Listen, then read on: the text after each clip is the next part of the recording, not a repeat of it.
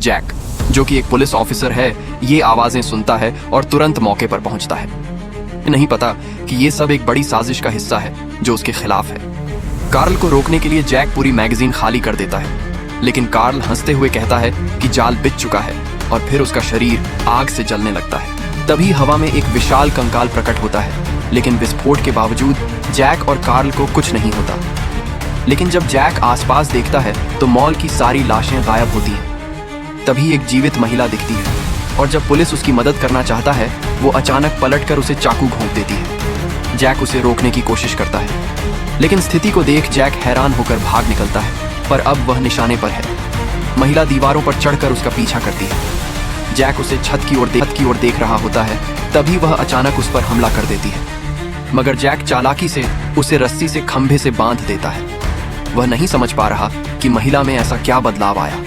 वो भाग निकलता है, लेकिन जैसे ही वो बाहर आता है, एक विशाल आत्मा खाने वाला उसके पीछे होता है। जैक उसके लिए सबसे स्वादिष्ट शिकार बन चुका है। जैक पूरी ताकत से भागता है और एक बस के पीछे छिप जाता है, लेकिन वह राक्षस उसे हर बार ढूंढ लेता है। कोई भी जगह सुरक्षित नहीं लग रही। आखिरकार जैक एक बंद गली में फंस जाता है। तभी एक दरवाजा खुलता है। वह तुरंत अंदर भागता है, जहां उसकी मुलाकात गू ई से होती है। अब शांत होने पर जैक सोचता है कि ये सब सपना है, लेकिन गू ई बताती है कि वो मर चुका है। उस विस्फोट में ही उसकी मौत हो चुकी थी। अब वह आत्मा रूप में रियलम में है। जैक स्तब्ध रह जाता है और सोचता है उसकी पत्नी और बेटी का क्या होगा।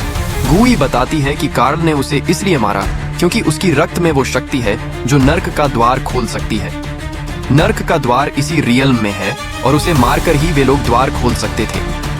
फिर गू ई उसे पुराने समय की कहानी बताती है, जिसने पहली बार नर्क का द्वार खोला था।